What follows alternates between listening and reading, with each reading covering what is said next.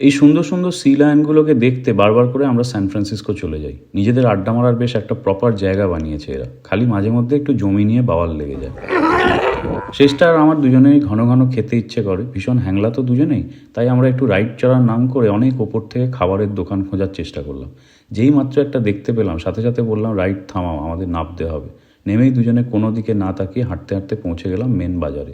এই জায়গাটার নাম পিয়ার 39 কেন রেখেছে জানি না, হয়তো 39টা খাবারের দোকান আছে। আমরা তো বাঙালি, বাকি 38টা দোকান বাদ দিয়ে একদম যেইটায় ফিশ অ্যান্ড চিপস পাওয়া যায় সেখানে চলে গেলাম। কাঁটা বাছার কোনো ব্যাপার নেই, তাই খাওয়াটা তাড়াতাড়ি হয়ে গেল। খেয়ে উঠে ভাবলাম, এত খরচা করে যখন সান ফ্রান্সিসকো এসেছি, গোল্ডেন গেট ব্রিজটা দেখে নিই। সবাই বলে ওটাই নাকি মেন অ্যাট্রাকশন। কাছাকাছি গিয়ে বললাম, এটা তো আমাদের দ্বিতীয় হুগলি সেতুর মতো, তাই শেষটা হেসে দিল। ব্রিজ দেখে ফেরার সময় দেখতে পেলাম নেক্সট ফিশ অ্যান্ড চিপস অর্ডারের জন্য মাছ ধরতে যাচ্ছে। ডাঙায় ফিরে এসে আমি ইনফ্লুয়েন্সারদের মতো পোজ মেরে একটু ভিডিও করলাম, তারপর আর কি বাড়ি। তোমরা কমেন্টে বলো তোমাদের এই ভিডিওটা কেমন লাগলো।